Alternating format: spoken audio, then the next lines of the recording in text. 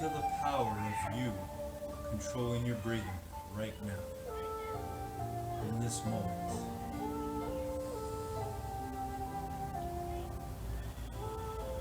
Here, in the present, the greatest gift you have, that we have.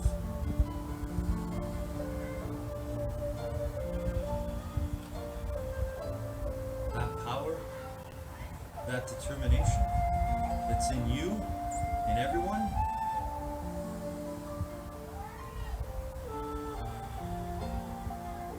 It's the same power we use to control our minds, one thought at a time, one breath at a time.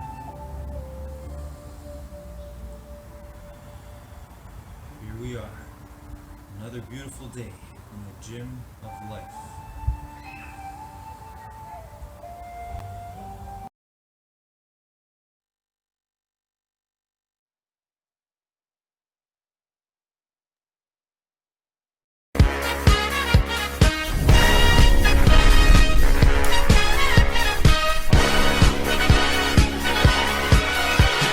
Young man, there's no need to feel down. I said, young man, pick yourself off the ground. I said, young man, 'cause you're in a new town. There's no need to be unhappy. Young man, there's a place you can go. I said, young man, when you're short on your dough, you can stay there. And I'm sure you will find many ways to have a good time.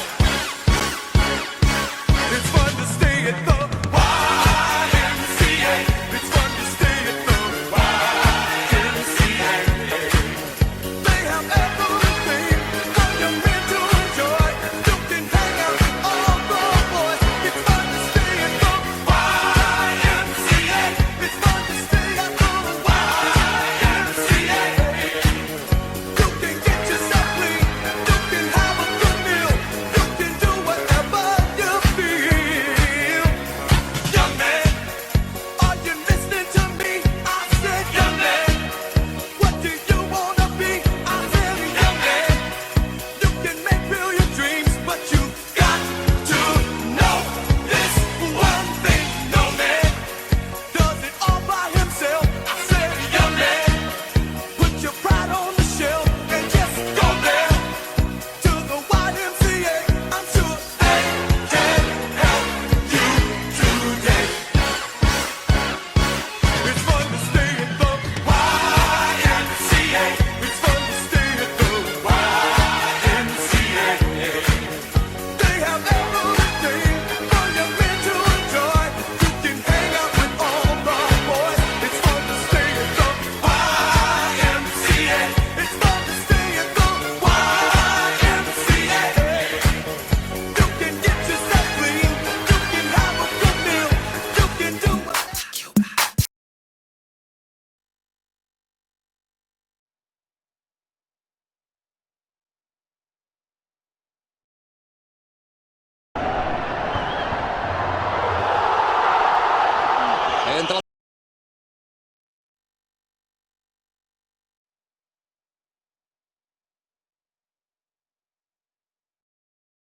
Morning, guys. One of the most difficult and challenging fears to overcome or control is the fear of death. And the reason is because it's the fear of the unknown. No one knows for sure. And that is the most challenging part. It's the uncertainty. I want to share with you a few things that have helped me, and I hope they help you. And by no means have I completely controlled this fear, but these are the things that have helped me. Number one is you have to have a definite purpose. And that purpose has to fill your mind, and it has to be focused on serving others. The second thing is to view death as mere transition, as change.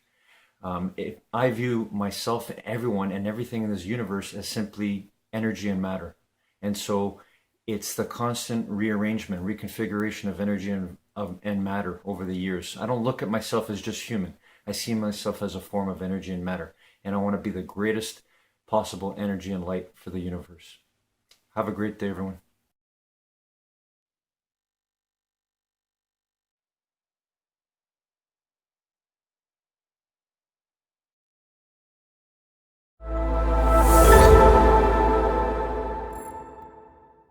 This is that time of year people are thinking about their relationships, and one of the most common questions we get asked is, Brendan, how do we set more boundaries in our relationships? You know, someone takes advantage of our time, our energy, our effort, our money, whatever it is, and we get upset about that. So how can we prevent that? Now, I'm going to speak today specifically about setting healthy boundaries in healthy relationships, right? So your lover, your partner, your spouse, that person you're kissing on, how do you set some good relationship boundaries there? Okay, let's get into it. 4 big ideas. Number 1, most important, say it early. Don't wait to say it. What I mean by that is, if you know what your boundaries are, don't let them crash into it and mess up before you say it. And what happens for most people, because they don't know their boundaries, they just flip off at somebody, right? Someone does something, they get all mad at them. They're like, what's wrong with you? And they don't realize the other person's clueless. No one will ever know your boundaries until you explicitly say, hey, this is a boundary for me. Let me say that again. No one will ever know it. Here's what happens, especially when people are new or young in a relationship, they try to set little hints.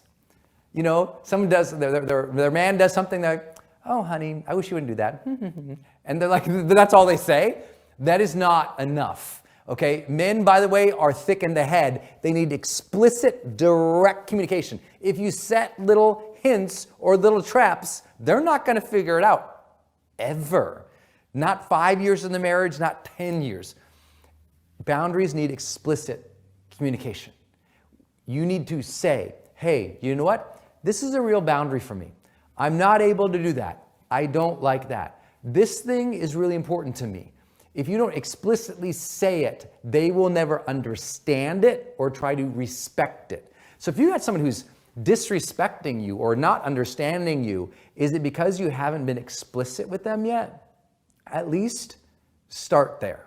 Trust me, start there. So maybe sit down and go, okay, think about the person you're in love with right now and say, okay, what are my real boundaries? What don't I want to talk about? What don't I like that they do? What do I not want to compromise again on? Where do I not want to feel like I'm too vulnerable? Or where do I want to open up? Like, you need to know your boundaries. And if you don't ever expect them to, and never get mad at them when they bounce into it. The most important thing, this is number 2, never get upset when someone bounces into your boundary. Ever. When someone bounces into it, either A, they don't know it, or B, they're just kind of going through the motions in their own life. Look, they're not thinking about your boundaries. This is really important. No one is thinking about your boundaries. And so when they bounce into it, don't get mad. It's a useless emotion to get angry when somebody does that, because remember, like, would you get mad at an oblivious child? Well, most adults are obliviously going through their day automatically. And when you're going through your life automatically without full adult vibrancy and presence, you're going to do some dumb stuff. So don't get mad. Just once it happens, again, turn back to explicit. Hey, I'd really like this. Could you pay attention to that? I would also say one reason you should never get mad is, do you know theirs? What are their boundaries? Do you know their boundaries that make them too vulnerable? Like, if you go there, do you know their boundaries of what makes them upset? Have you asked the questions to try and figure out what they want, what they desire, what they need? Or are you just thinking about your own space? Now, I know, and I'm not trying to judge you because I don't know your story. I'm talking about, this happens for a lot of people. They make the mistake of wanting so much for people to respect them without understanding others or giving others respect. Because it's very easy to get selfish in relationships, especially if you've been hurt. I understand that. But sometimes when we've been hurt, we want to set up a boundary to make everybody fall in line with us without understanding them, and that's trouble. And that's why I want to lead to this next point, which is really important.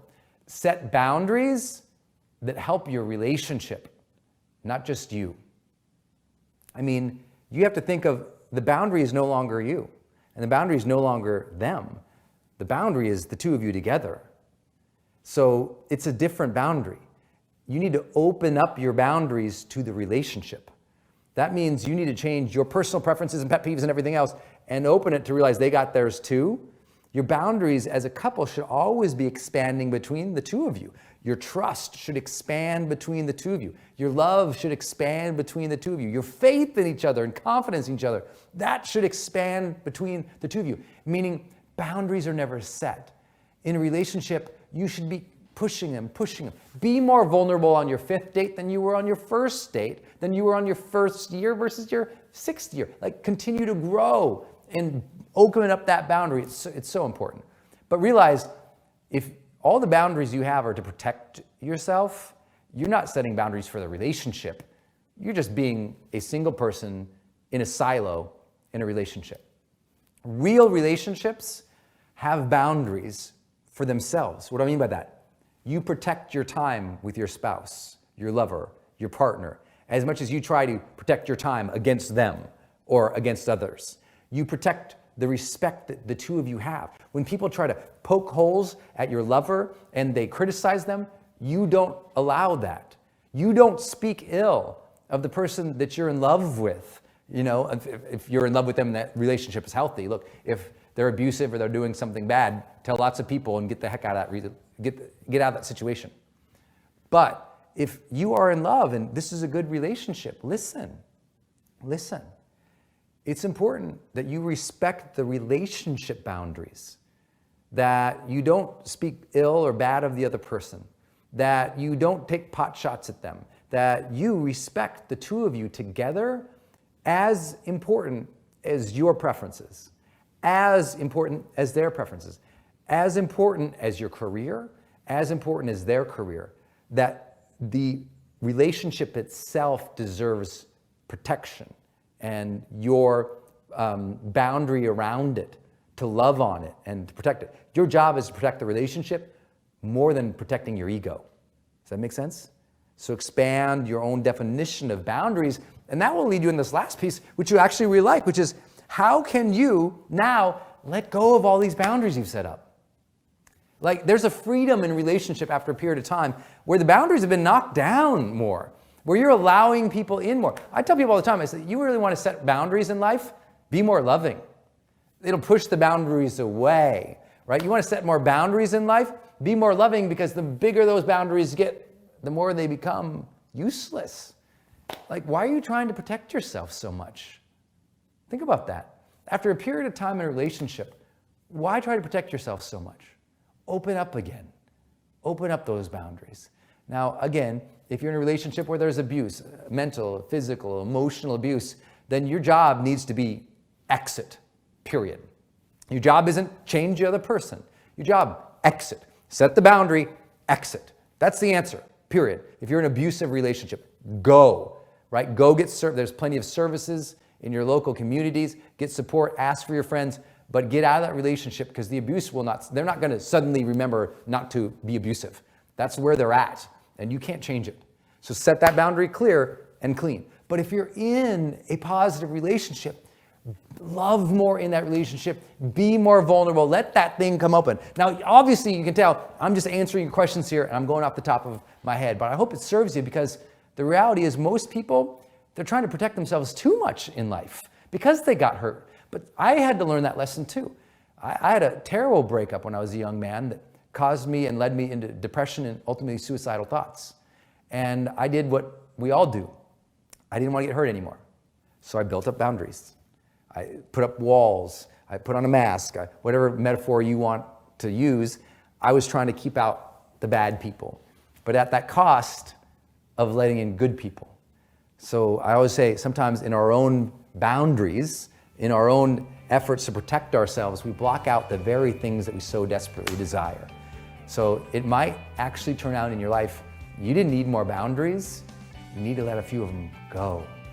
Be vulnerable, be open to the universe, be open to your spouse, your lover, your partner again, and you'll feel a different kind of energy enter that relationship that you will sense is a big part of the charged life.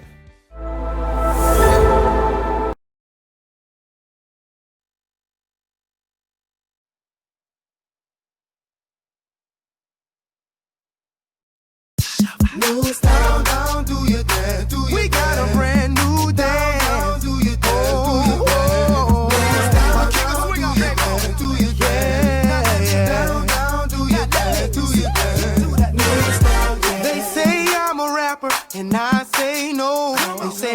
doing, trying to do somebody cold. I just let the music come from my soul, so all of my people can stay on the floor. They got a brand new dance, you gotta move your muscle. A brand new dance, it's called a Cupid Shuffle. It don't matter if you're young or you're old. Here we go. We gon' show you how it goes. To the right, to the right, to the right, to the right, to the left, to the left, to the left, to the left. Now kick, now kick, now kick, now kick. Now walk it by yourself. Now walk it by yourself. Down, down, do your dance, do your dance. Yeah, yeah, yeah. Down, do your dance, do your dance. Let me see you do the Cupid. Down, do your dance, do your dance. Down, down, do your dance, do your dance. Yeah, yeah. Let me see you do the Cupid. Do the shuffle, baby. Yeah. Hey, hey, hey, hey. To the right, to the right, to the right, to the right, to the left, to the left, to the left, to the left. Now kick, now kick, now kick, now kick. Now walk it by yourself. Now walk it by yourself. To the right, to the right, to the right, to the right, to the left, to the left, to the left, to the left. Now kick, now kick, now kick, now kick. Now walk it by yourself. Now walk it by yourself. Now you see what I'm talking about. Oh, I represent for the dirty South, where we're known for swinging out. King of swing out, baby. I'm gonna show you what I'm talking about. Down, down, do your dance, do your dance. Down, down, do your dance, do your dance. Let me see you do the Cupid Shuffle, the Cupid Cupid Shuffle, the Cupid Shuffle, the Cupid Cupid Shuffle. Down, down, do your dance, do your dance. From that boy Cupid, yeah. The king of swing out, baby. Yeah, yeah, yeah, yeah. Here we go. To the right, the right, the right, the right, the right, the left, the left, the left, the left, the left. Now kick, now kick, now come on, baby, kick. Now walk it by yourself, walk it by yourself. To the right, to the right, to the right, the right, the right, the left, to the left, to the left, the left, the left. Now kick, now kick, now kick, now kick, now walk it by yourself, walk it by yourself and do the Cupid Shuffle. Now let me see you do the Cupid Shuffle. Now let me see you do the. It's your boy Cupid, C-U-P, the I-D. Mr. Bet on the track, got another hit indeed. Down, down, do your dance, do your dance. Come on, come on. Down, down, do your dance, do your dance. Let me see you do your dance, do your dance. Do your dance. Do your dance, hey, down, down, do your dance, do your dance. We got a brand new dance. We got a brand new sound. We got a brand new feel. We got a brand new style, y'all.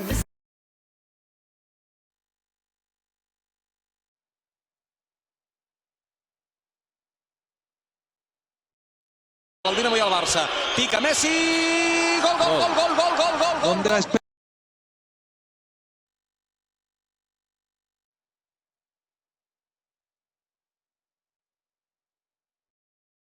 Hey guys, today we're introduced to Les Brown in our top 10 rules for success. And Les shares with us a simple idea, but it's everything. And it is this. He tells us that we have two primary choices in life. Number one is we can accept conditions as they are. Or number two, we can take responsibility for change, changing ourselves and changing those conditions. So one of them, the first one, accepting conditions as they are, puts us in simply the victim mode. Things are just happening to me. I can't control it. This is the way it is. The second choice, taking responsibility of what we do with what happens to us, puts us in control. And it puts us in the driver's seat of doing something about the things that happen to us. So two really basic primary choices in life, and that's really the essence of what is going to determine what you become and what you provide for others. Have a great day, everyone.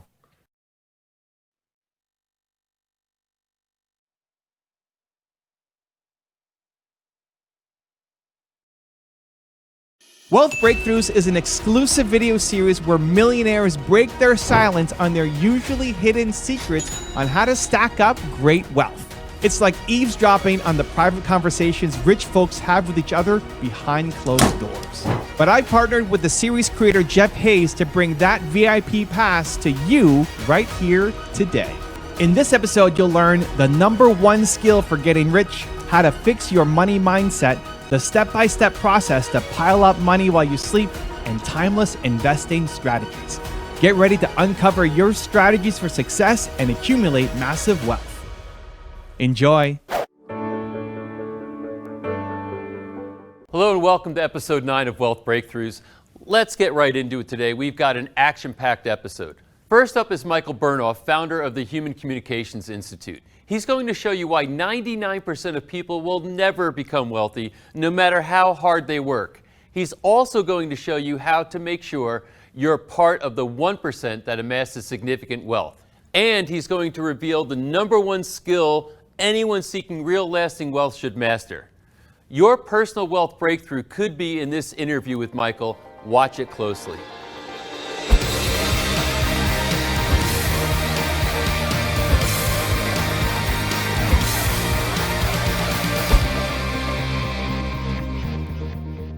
Well, Michael, having seen you speak multiple times before, I know we're in for a very lively conversation. This is gonna be fun. So let's talk about, how did you, a boy from Jersey, Yep. like me. Two of us, right? How did you end up doing what you're doing? What was your path? Pain. Pain? Pain. I say it all the time to people, pain.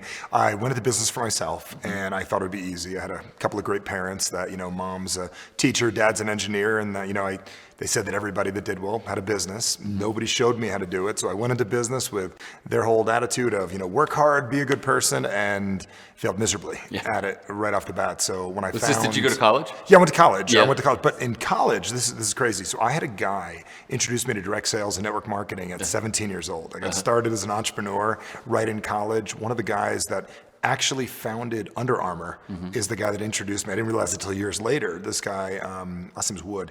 One of the founders of Under Armour introduced me to a direct sales company, and I was hustling stuff. I knew how to talk. I knew the shtick. I could get people to do things, but I didn't really have the long-term stick in what I was doing. So then you got out of college, you went into your own business, failed miserably? I was almost not going to finish school. Someone gave me Rich Dad Poor Dad book, and literally looked at it, and they're like, entrepreneur, it was really for me. So it was like one semester left, ADD, have my own little business on the side, still failing miserably at it, but wanting to figure out how to do it. And I had to force myself to finish school. But when I finished, I never really went to work for anybody else. It was one of those things. I've always said I wanted to figure it out. So it was a teacher in college that changed my life. I remember I failed out of Arizona State for a semester. Did a good job. Went for, it took me 5.5 years to get out. And at Mesa Community College, I took an interesting sales class. See, couldn't get into business school at ASU, never got in. I graduated with a communications degree. But one of the teachers handed me a book, a list of books. You could read anything from The Wealth of Nations to this, and one was How to Win Friends and Influence People. And literally got the book. I'm a single guy, How to Win Friends, Influence People. I'm 19 years old, and that book opened myself up to the idea of you can actually learn yourself better. I had no idea that. I thought I was stuck with what I had in life. I thought I'd work hard, and that book taught me the biggest shortcut in the world, that you can learn from others how to get what you want. Wow. So where'd that lead you then? So you're failing into business. Failing in business. Had a couple of businesses didn't work out. And then when I found personal development, when I found the ability to work on myself, to understand the problem was up here, that the reason I wasn't making the money I wanted, the reason I wasn't getting ahead the way I wanted was sitting up here in my head. It was one little meeting that I was at in California. There was a gentleman named Tom, and he was a pet safety guy of all things. And he walked up to me and he goes, "That was a great presentation." I'm like, "Actually, that was a sales pitch because you guess didn't work well because nobody bought anything." He goes, "You got a great presence. Have you ever heard of neuro-linguistic programming?" And he goes, "I used to work with, this guy back in the day, or you got a great thing about yourself," but I wasn't listening to him. And he's the guy that geared me towards understanding communication. So he has never actually went extremely far with this stuff, but he's the guy that actually got me started with two people. One was a book, and number two was a guy who just nudged me. And sometimes the littlest things nudge us, and they wake us up. So you're talking a lot about headspace now, Yep. saying that you discovered that this is, your headspace can really change your life, your outcomes, etc. Changed everything. So do you think that the primary determinant of the ability to create wealth is headspace? I would say the primary ability to create wealth in your life is based on a little something which I would call your average. And I think most people in life, they are living an average life. And I don't mean you versus somebody else. I believe that you get to a point in your life, even when you're doing well. I've seen people that make a lot of money, but they're not wealthy. Right. And I've seen people that are broke and they're definitely not wealthy. And what I've recognized is most people are, the way they've set up their life, their automatic autopilot they have for their life is to get about what they have right now. And anything else they want is a dream, is a hope, is a wish, and wanting it is so exciting and turns them on so much wanting it that actually having it isn't really in the equation. Yeah. Meaning that they're always just pursuing. They're pursuing, and the idea of wanting it isn't part of their current identity. Wanting it's part of their current identity. Actually having it, getting over the wall, to literally get from where you are to where you want to go is people's biggest challenge. And it's the mind, it's our actions, it's our attitude, but most people aren't aligned to be able to actually do that. So how do they get aligned? So somebody's watching and saying, you know what? I'm where you were. You know, I'm struggling. You know, I'm failing miserably, but I feel like I want to be an entrepreneur. I want to, create good income or wealth. And but I find these blocks. How do I clear them out? How do I get my head space? There's a right? few things to work on. I figure if you're going to be put in a box, you might as well have a metaphor of what that box really is. So for me, I always think the box is the I'll never go back there again box. And I think the reason this thing typically gets created, it's a really good idea at first. You finally make a little extra money, you get out of a relationship you shouldn't be in, and you say, I'll never do that again. Right. I believe people build our wall of what we want a little too far out instead of recognizing that we need to get where it is we need to go. But this is where the biggest challenge comes in for most people. It's in our identity. It's how you see you. That is the biggest challenge. So number one is to really change what your identity is and how you see you and how you perceive what it is you're doing. I think most people are wanting to do that. And I know the whole law of attraction and just wish it's going to be there. That's cute and all. But to actually get yourself to be a person that does it, there's a few things you have to change. And one of those is to accept that you actually have people in your life right now that cheer you on for being who you are. The biggest thing I'd say is one very simple word. Most people getting what they want is negotiable.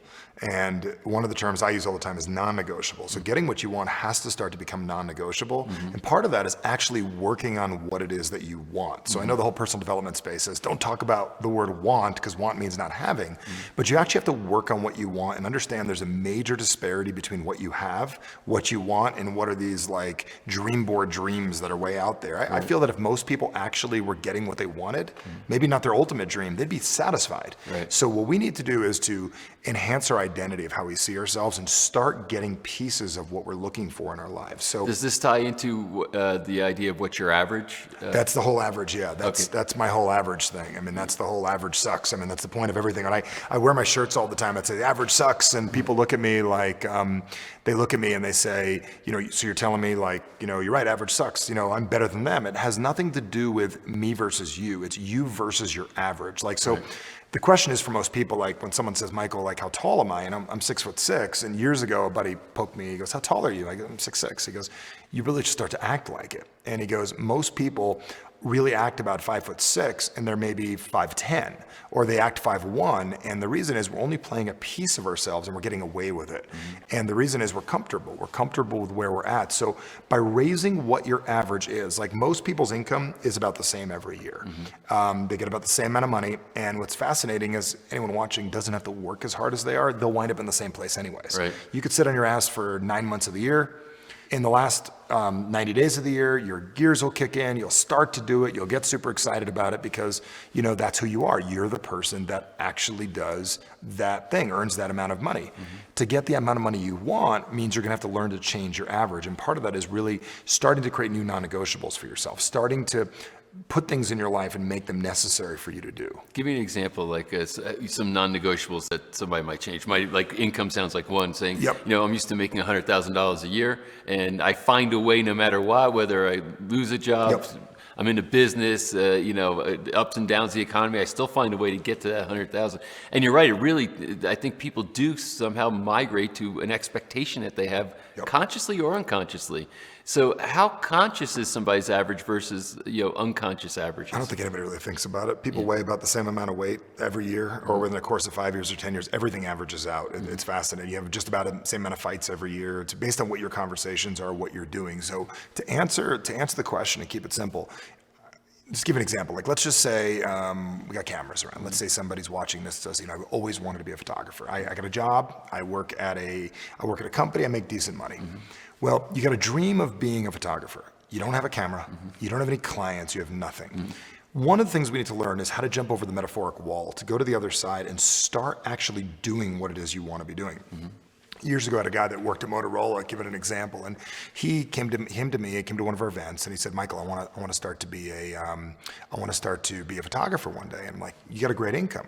I said, "Do you own any equipment?" He goes, "No, I don't own any equipment." So I said, "Why don't you go do that?" So he jumps over the wall, buys equipment. Now he's a guy that actually owns a camera. And then one day he says, "Hey, I want to shoot a birthday party, make $100 shooting a kid's clown party." So he jumps over the wall, shoots a clown party. It's non-negotiable. Right. Eventually, unfortunately, this guy got laid off. The economy went down. Motorola laid off a bunch of people. The guy now is forced to actually have to make this work. So now he's doing parties and weddings and bar mitzvahs and everything, and he's working on it, and he started to make it non-negotiable for ourselves. We need to work on what it is that we want and stop dreaming about it. And we have to be willing to do the little teeny things along the way. So when I think of wealth creation for most people, I think the relationship with money is part of their challenge, and the relationship with their average. I mean, I told a guy once, I said, "You're not gonna save your way rich, but if you start respecting money, like the fact that you avoid Starbucks, it's $7 a drink. Here you are wanting money, but you're going there 3 times a day." I had a limo driver. He wants to go see his dad over in Africa, right, for the summer. I said, "Where do you spend your money? You're not able to go." And he goes, "Well, I goes to Starbucks." He goes 3 times a day, plus the pound cake, spending $50 a day going to Starbucks, this guy. I said, "Why don't you just transfer $20? It's changing. This is going to get you rich. But transferring $20 from your checking account to your savings account, that's all I'm going to ask you to do. Make the transfer every single day. Just have it automatic that it does automatically." So on a savings basis, it changes his average, right? It changes his average. He comes to me a couple months later, he goes, "Michael, I have $1,600. I said, "It's not going to change everything, but it changed your relationship with money. You're actually starting to respect it." And most people don't have really respect for money. They don't have a great relationship with it. They don't understand it. They don't know where it comes from. It's not important to them. Right. Most people that aren't doing well financially, they have 0 books in their house on wealth.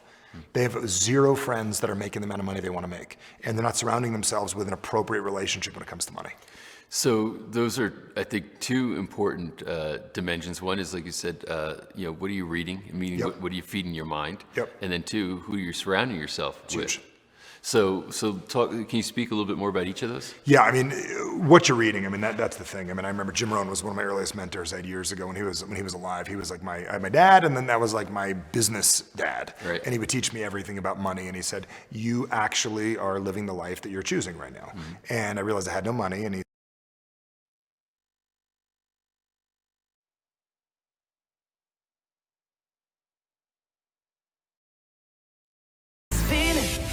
inside my bones.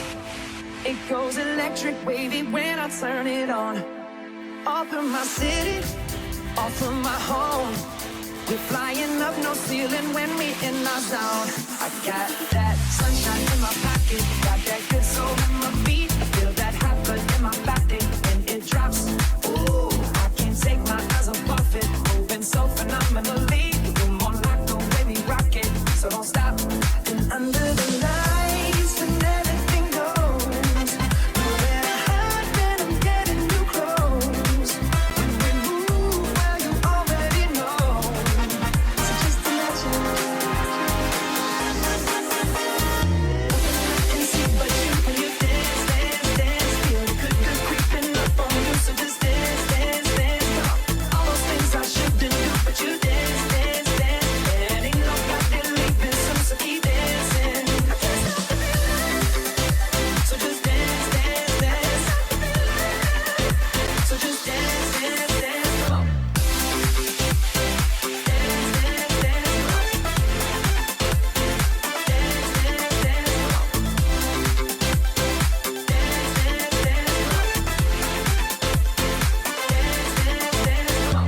Ooh, it's something magical. It's in the air, it's in my blood, it's rushing on. I don't need no reason, don't need control. I fly so high, no ceiling when I'm in my zone. Cause I got that sunshine in my pocket, got that good soul in my feet. I feel that hot blood in my body when it drops. Ooh, I can't take my eyes off it, moving so phenomenally. You're more like the way we rock it, so don't stop, stop, stop. Under the lights when everything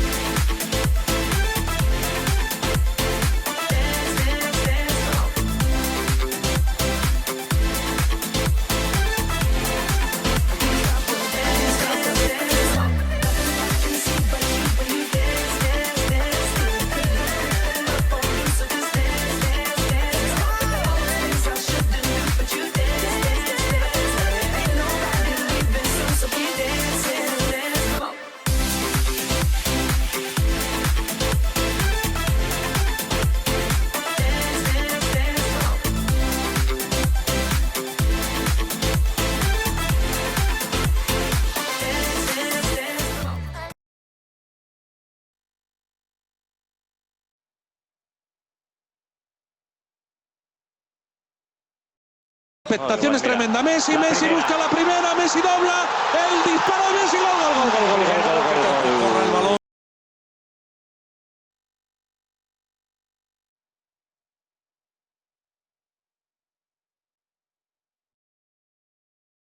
Morning, guys. I want to share with you a funny story. This is from my younger daughter. Not too long ago, we were talking about how difficult and challenging it can be to control our minds and to control the power of our minds. And we talk about it quite often. We try to use examples from our own life. And it was funny because, like I said before, kids are amazing. They're going to tell you like it is. They're not going to sugarcoat things. And I remember my younger daughter saying, in terms of controlling her mind, that it's annoying. And when I heard that, I was laughing because when I think about it, yeah, it is very annoying. It's very annoying when you know the way you should respond and you don't. So here's my younger daughter just reminding us that we got to laugh that as we're on this process, because we're going to make so many mistakes. Yeah, it's going to feel annoying that we can't control our minds to be the most positive people we can be for ourselves and others. But that's okay. We're all in it together. Have a great day, everyone.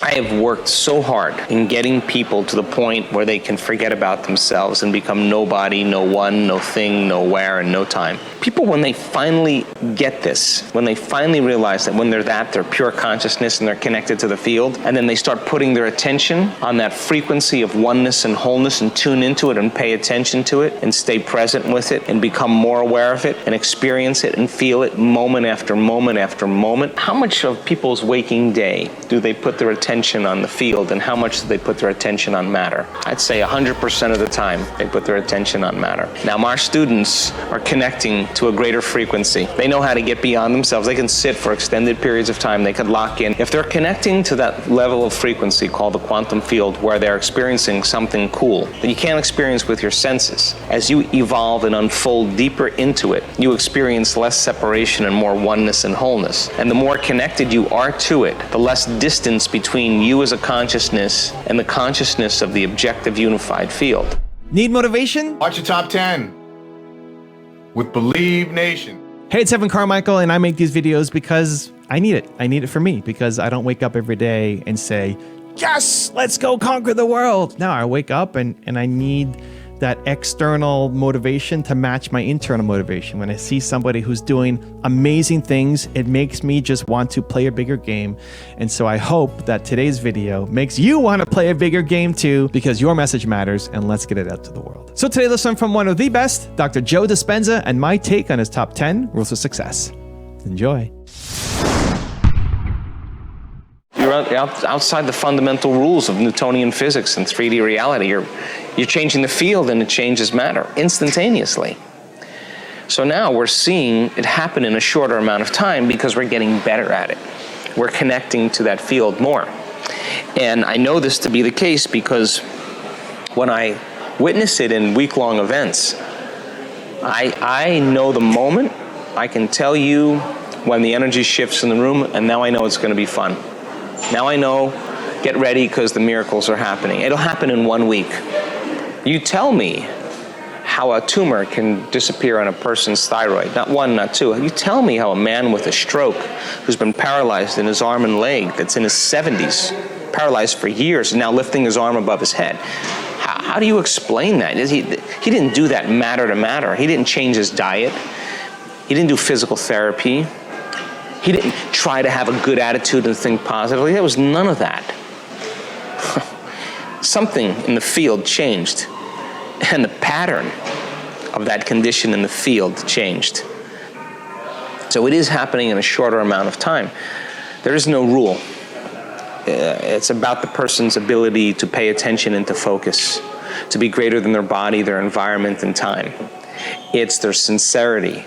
It's the engagement when they go sit down and do it. They're not doing, oh man, I gotta do this. That's the wrong attitude. Nothing's gonna happen then. You get there like, I'm going to connect with the divine. This is gonna be a great day. I'm gonna keep my energy up. I'm not getting up until I feel like I'm empowered. That person's gonna have a rocking day. They're gonna have a good day. Rule number 2 is synchronize your energy. I think we've all experienced those synchronicities where you're thinking about something or you have an intention, and all of a sudden you start to see reality kind of conform itself around you in some way, and you're not going anywhere to get it. Somehow it seems to be coming to you. And there's a very direct correlation between energy and reality. So when you start to synchronize your energy to a possibility that exists in the quantum field, and you have a coherent brain, there's a very, very specific signal that we can send out that's very, very coherent and clear.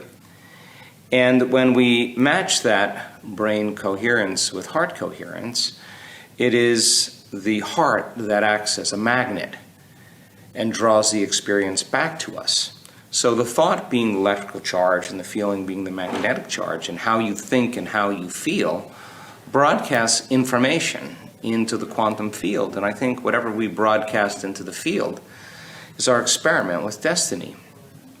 So we either create from the field or we create from matter. And if we create from matter as bodies local in space and time and three-dimensional reality, we have to move through space to get what we want. We have to move back and forth to work and drive there to manifest our dreams. And in creating in three-dimensional reality takes time and it takes energy. Sometimes people get so lost in reality they forget what their dreams were because there's too much time between cause, the thought, and effect, the experience. And that's what separation does in three-dimensional reality.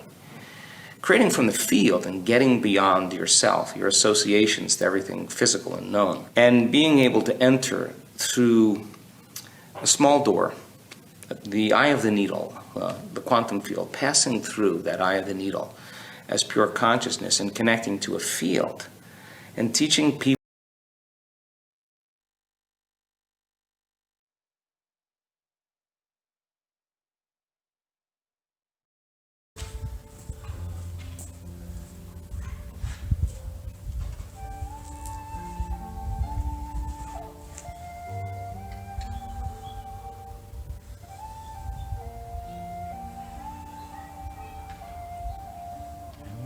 as we always begin, as everything begins.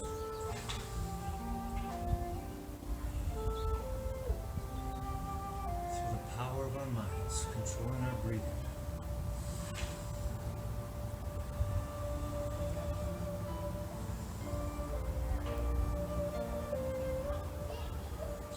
Wherever you are, whatever you're doing, if you're here in this moment, in the present, using your gift, the greatest gift you have, the now, I love you. I love you because we're all one. We can all stay in the present and be our true presence. Be the human being we were all born to be.